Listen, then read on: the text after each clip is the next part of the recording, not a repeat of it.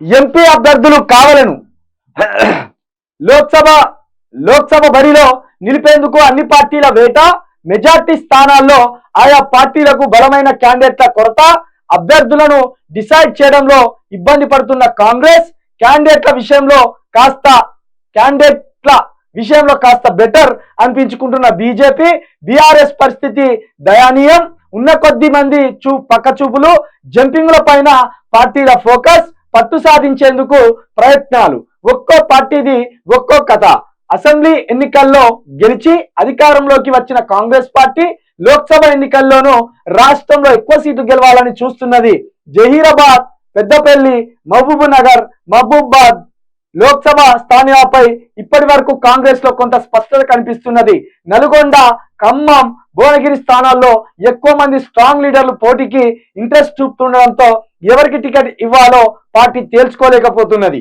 కరీంనగర్, నిజామాబాద్, ఆదిలాబాద్, వరంగల్, నాగర్ కర్నూల్, హైదరాబాద్, చేవెళ్లే, సికింద్రాబాద్, మల్కాజ్గిరి, మెదక్ స్థానాల్లో బలమైన అభ్యర్థుల కోసం అన్వేషిస్తున్నది.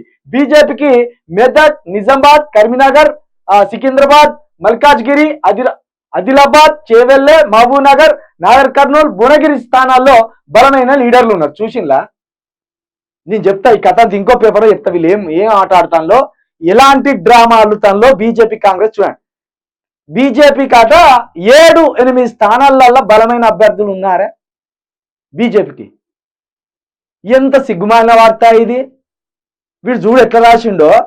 బీఆర్ఎస్కి ఏం లేదు కానీ బీజేపీకి కాంగ్రెస్ కు మధ్య హోరాహోరీ ఉన్నాయి. ఎన్ని అటుగో అక్కడ ఇన్ని స్థానాలు. మహబూబాబాద్, హైదరాబాద్, జహీరాబాద్, ఖమ్మం, నల్గొండ. వామ్ము, ఏం వార్తరా ఇది? ఎన్ని పైసలు తీసుకొని రాసిన ఈ వార్త రాసిన సన్నాసేవాడు. బీఆర్ఎస్ లేకపోయిందిరా దరిద్రుడా. బీజేపీ ఉన్నది ఉన్నా. ఇప్పుడు ఇక్కడ మన కరీంనగర్ లోక్సభ స్థానం బండి సంజయ్ గెలుతారా? మళ్ళా ఇక్కడ నిజామాబాద్ స్థానం మళ్ళా అరవింద్ గెలుతాడా? కిషన్ రెడ్డి గెలుతాడా? ఎవరిలాగా చేద్దామని చెప్తానరా వార్తలు మీరు. అమ్మా, ఇది ఎంత దారుణం. ఇక ఇది పక్కన పెడితే నిజానికి బీఆర్ఎస్ పార్టీలో ఓటమి చెందిన ఎమ్మెల్యేలనే మళ్ళా ఎంపీ అభ్యర్థులుగా లోక్సభ స్థానాల్లో నిలపాలని చూస్తాను. ఉదాహరణకు ఇదే పెద్దపల్లి నుండి కొప్పుల ఈశ్వర్ గారిని బరిలో నిలపాలని చూస్తాను. ఇక కరీంనగర్ నుండి వినోద్ కుమార్ గారిని, అటు వస్తే వరంగల్ ఎంపీ స్థానానికి ఆరూరి రమేష్ గారిని ఎంపిక చేయాలని చూస్తాను. ఎస్సీ నియోజకవర్గాల్లో గువ్వల బాలరాజు గారికి కూడా అవకాశం ఇవ్వాలని చూస్తాను. ఇట్లా ఉన్నది. ఈ కాంగ్రెస్ లోనే లేరు లీడర్లు. కాంగ్రెస్ లో లీడర్ లేరు. ఒకవేళ ఇంకా పరిస్థితులు మారితే బీఆర్ఎస్కి ఇంకా మంచి అవకాశం దొరుకుతుంది. ఇప్పుడు ఏం చేయాలంటే మీరు విశ్వసనీయత పెంచుకోవాలి ప్రజలలో. ఆ అహంకారం పక్కన పెట్టారు బీఆర్ఎస్ లీడర్లు. కొంత అహంకారం పక్కన పెట్టారు. మీ అహంకారానికి తోడు కేసీఆర్ గారు ప్రజలకి అందుబాటులో లేరు అనే ఒక దుష్ప్రచారం, ఈ సోషల్ మీడియా దుష్ప్రచారం కలిపి కొంత ఎమ్మెల్యేల అహంకారం, కొంత కేసీఆర్ చేసిన పొరపాట్లు, ఈ అంతకు మించి సోషల్ మీడియా సృష్టించిన ఒక అబద్ధ ప్రచారం, ఇవన్నీ కలిసి కేసీఆర్ సీట్ దిగిపోయింది. లేకపోతే మూడోసారి గెలిచే అవకాశం ఉండే.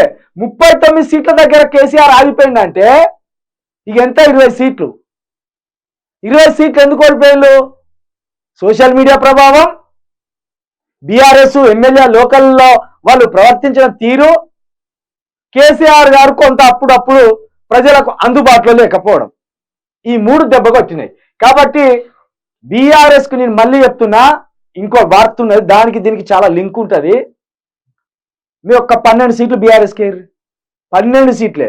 దాంతోపాటు బీజేపీకి కాంగ్రెస్కి ఇవ్వాల్సిన ఓట్లు డిఎస్పీ అని ఒక లోకల్ పార్టీ ఉన్నది. ఇంకా పెద్దగా ప్రజల్లోకి రాలే. వాళ్ళు ఒక సిద్ధాంతాన్ని బోధిస్తూ చాప కింద నీరులా పోతాను. అవి ఆ పార్టీకి వేయండి ఓట్లు. ఈ రెండింటిని బొందబెట్టి ఈ రెండింటికి వేయండి. అసెంబ్లీ ఎన్నికల్లో కూడా ఇదే చెప్పిన నేను. బీఆర్ఎస్ నచ్చకపోతే డిఎస్పీ పార్టీకి వేయండి. డిఎస్పీకి ఏ బుద్ధి కాకపోతే బీఆర్ఎస్కి వేయండి. బీజేపీ కాంగ్రెస్ పార్టీలు నార్త్వి. నార్త్కి మన తడాకేందో చూపియాలి. అది చెప్తాను నేను.